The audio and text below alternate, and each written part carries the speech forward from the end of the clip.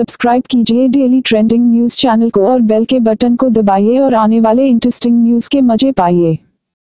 सरकार इस घटना को समझती है कि ये सभ्यता के सारे ही जो मापदंड हैं उसके परे है, उनके विपरीत है और एक उकसाने की घटना भी है। ये महत्वपूर्ण बात है कि इस नृशंस हत्या के पहले जो पाकिस्तान की पोस्ट्स हैं नियंत्रण रेखा के उस पार, उनसे गोलीबारी करी गई हमारी तरफ और उन्होंने इस चीज़ को इस घटना को कवर करने के लिए जो पाकिस्तान की टीम एक्ट कर रही थी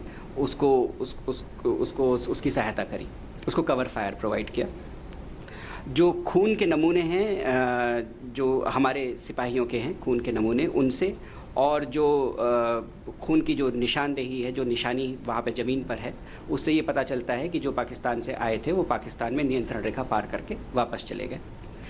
और हमारे पास इस बात के पुख्ता सबूत हैं कि ये घटना, ये हत्या पाकिस्तान आर्मी के लोगों ने करी है और नियंत्रण रेखा को पार करके, नियंत्रण रेखा के इस पार आकर के उन्होंने इस घटना को अंजाम दिया है और ये उन्होंने कृष्णा घाटी सेक्टर में किया।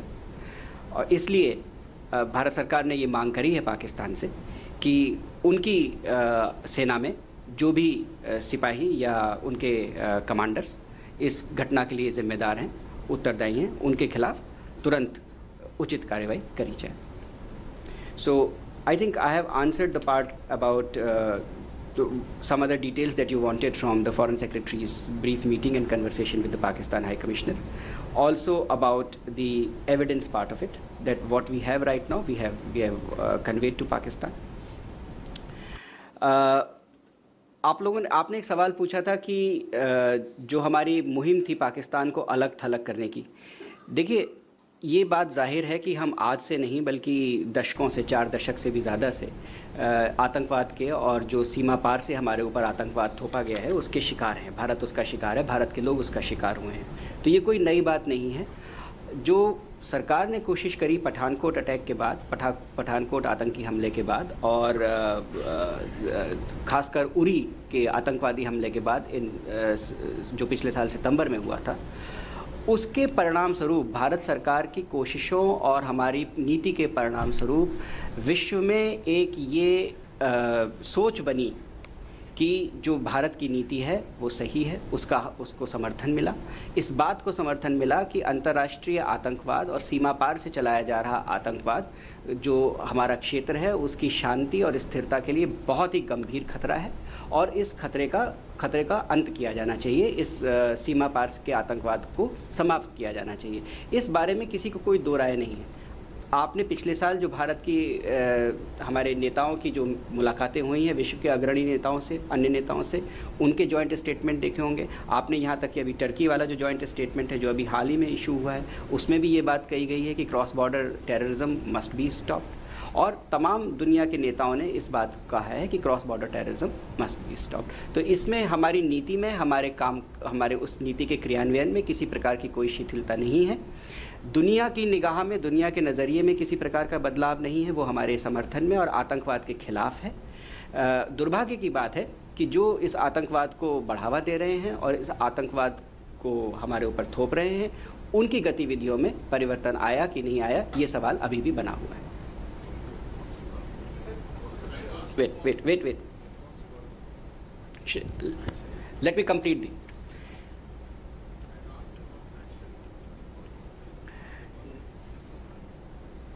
Now, I can tell you that you know the history, Shinjoy.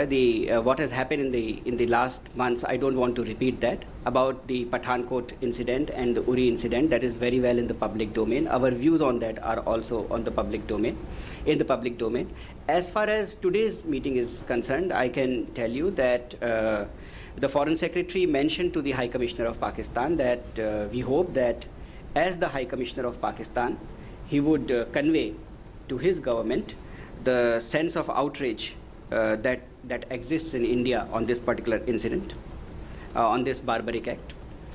And well, his response was that he of course denied that Pakistan army was involved in any way in this incident, but assured that he will convey the contents of our démarche. तो हिंदी में भी इसको बता देता हूँ कि जहाँ तक उन्होंने जवाब में क्या कहा इसका सवाल है, तो आज जो मुलाकात हुई उसमें विदेश सचिव ने पाकिस्तान के उच्चायुक्त से कहा कि उच्चायुक्त होने के नाते हम ये उम्मीद करते हैं कि वो अपनी सरकार को सही तरीके से जो हमने आक्रोश की भावना, क्रोध की भावना भारत में व्याप्त है इस नृशंस हत्या को लेके, उसको जो हमने बताया है उनको, वो एक उच्चायुक्त होने के नाते अपनी सरकार को एकदम सही तरीके से वो उस चीज़ को अपनी सरकार तक पहुंचाएंगे। तो उन्होंने उच्चायुक्त साहब ने कहा कि पाकिस्तान की सेना ने इसमें कोई हिस्सा नहीं लिया इस घटना में, लेकिन वो हमने जो कुछ उनसे कहा है वो उसे अपनी सरकार तक पहुंचा देंगे। Now, I think Ritu, you had asked a question about a sad pattern of India-Pakistan relations.